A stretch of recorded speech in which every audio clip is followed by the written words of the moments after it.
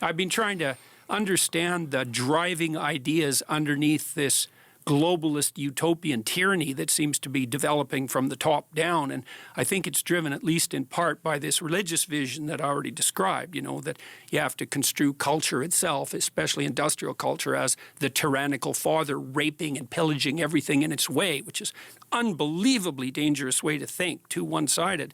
And the idea that you have to impose limits to growth on people in order to have a sustainable planet. And that's allied with a view that probably stems all the way back to people like Paul Ehrlich in the 1960s, who really believe, truly, that maybe the planet should only have 500 million people on it, or 1 billion, you know, in relative poverty, or 2 billion barely scraping by, because otherwise they're going to be wrecking everything, and, you know, controlled by some top-down authority that makes bloody well sure that no one's consuming too much. And so when I look at ideas like that first assumption, you know, the planet has too many people on it, it's like, I don't like to hear people say that, because when I hear that, I think, okay, buddy, who exactly are you thinking about getting rid of? Oh, well, it's not like that. It's like, yeah, it's like that. It has to be like that. It is absolutely like that. And so, you know, it's easy to get all paranoid conspiracy theorist about the WEF, say, and maybe there's some utility in that. But, you know, I don't think anybody's sitting at Davos going, well, we got to scrap 7 billion people. But if the underlying narrative is the one I just described, you know, virginal planet, tyrannical patriarchy, and rapacious individual, and you believe, well, we're overpopulated, like Paul Ehrlich has believed since really literally the mid-1960s, then how is it not going to be that the policies that you craft stemming from that narrative are colored by the belief that there's far too many people? And like, I've really felt that I've been at war for the last 6 months. And I would say it's war because what I observed happening in Europe when I was there last was that, well, and you can see this, you don't have to be in Europe to see it, but it's more direct if you're there, is that it's pretty damn clear that the globalist utopians are willing to sacrifice the poor for the sake of the planet.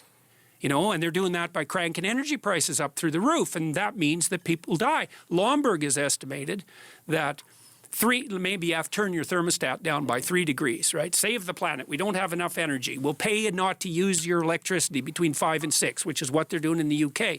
You turn your damn thermostat down 3 degrees, that sounds like nothing. But if you're old, that radically increases the probability that you'll get a respiratory disease and die. You know, and if the Europeans would have had a cold winter, and that could still happen, Lomborg estimated it'd wipe out 135,000 people. It's like, well, you know, we're just making energy more expensive. It's like, what do you mean you're just doing that? So imagine the economic system. It's a pyramid. There's a bunch of people at the top. They have almost all the money. That's par for the course for any productive system. Any system that's productive ends up with a distribution like that. It's like a law of nature. And then you move farther down the pyramid till you get down to the bottom where most of the people are, and they're barely clinging on to the edge of reality, right? It doesn't take much of a crisis to tip them into, you know, death.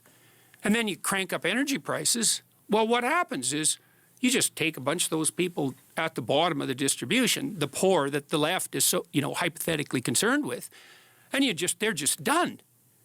They go from barely hanging on to not hanging on. And their kids go from having some ghost of a chance of opportunity to having none. And I could see this coming. You really saw it happening in Germany and the UK, you know, where we have this absolute rat's nest of way more expensive energy. And this is where it gets extremely perverse. You know, you might say, okay, look, we have to save the future poor. And so now some of the present poor are going to have to suffer. Well, that's convenient for you if you happen not to be one of those poor people, but let's give the devil his due and say, okay. It's like, that'd be fine with me. Not really. That'd be fine with me if the consequence of your actions, raising energy prices, for example, actually produced an improvement in those things you wanted to improve. So, for example, energy is more expensive, but now the air is cleaner. But that isn't what's happened in Germany. Right. What's happened in Germany is energy is like 5 times as expensive, and the coal plants are back on. So it's like, even by your own criteria for success, you failed, and you did it at the expense of the poor. And, you know, the World Bank estimated, I don't remember how many months ago, it's probably 9 months ago, that we're putting 350 million people on the brink of starvation because we're cranking energy prices up. And so for me, it's like, that's 350 million people. That's 3 times as many as the communists killed, you know, in their 6 decades of trying. And if your cure for the planet is, well, you know, we got to put 350 million poor people in jeopardy just so that things are hypothetically better in 100 years, I think, yeah, I don't think so, buddy. And also, it's a little bit too convenient for me that your prescriptions to save the planet are accompanied by this insistence that the only way forward to that is to give you all the power. It's like there's a bit of a moral hazard in that, don't you think? It's like, I'm just saving the planet. Give me all the power. It's like, you want to save the planet, or do you want the power? And let's put the second one first, because the probability that you're a saint or the Messiah is pretty damn low. So that's the danger of the Davos crowd.